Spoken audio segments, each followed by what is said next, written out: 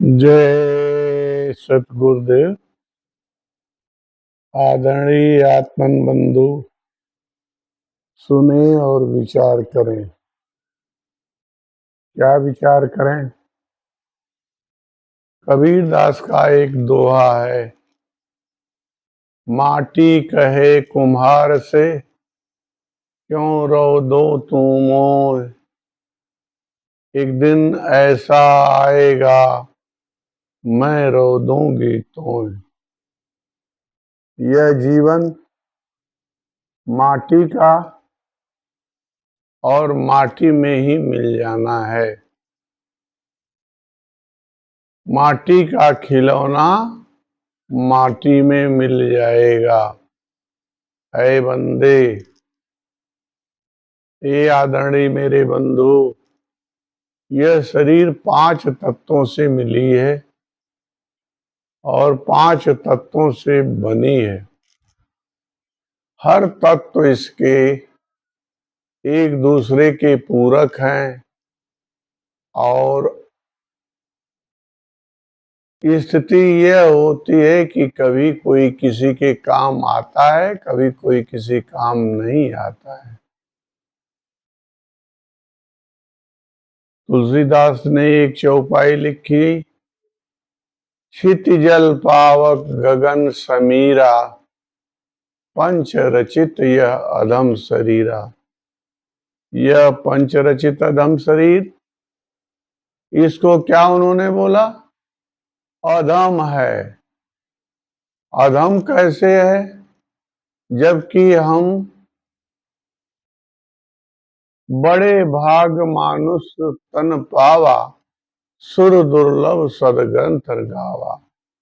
यह शरीर देवताओं को भी दुर्लभ है, उनको नहीं मिलने वाली है, लेकिन फिर भी तुलसीदास जी, गोस्वामी तुलसीदास जी इस शरीर को अधम बोला। क्यों अधम बोला? बिन सतसंग विवेक न होई, राम कृपा बिन सुलभ न सोई।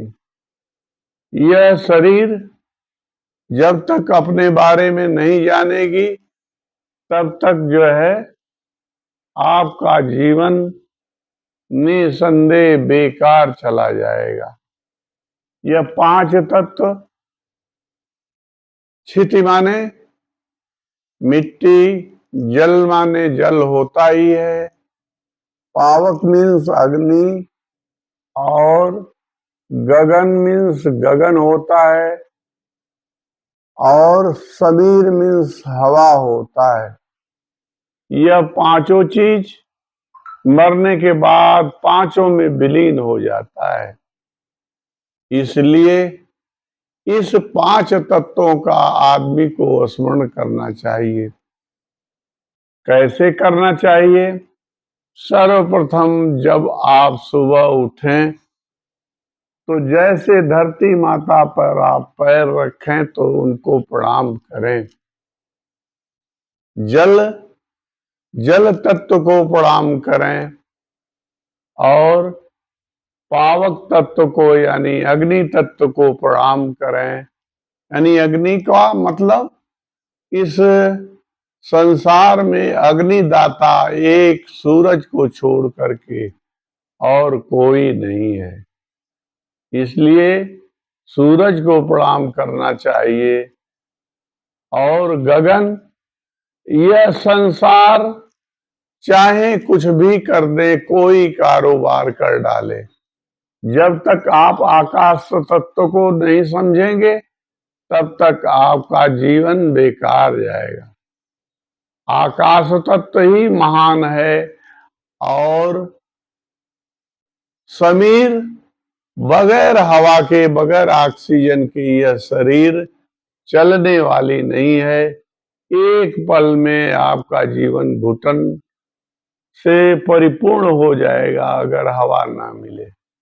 इसलिए मेरे प्यारे बंधु, आप किसी भी परिस्थिति में इन 5 तत्वों को मिलाने की कोशिश कीजिए ताकि आपका जीवन सफल हो जाए। अगर पांचों तत्वों को अपनी जिंदा जी नहीं मिलाया और मरने के बाद ये मिलेगा तो कोई अर्थ नहीं है। इसलिए आप इस भजन को आप जरूर समझें, विचार करें, ताकि मालिक आपका कल्याण करें।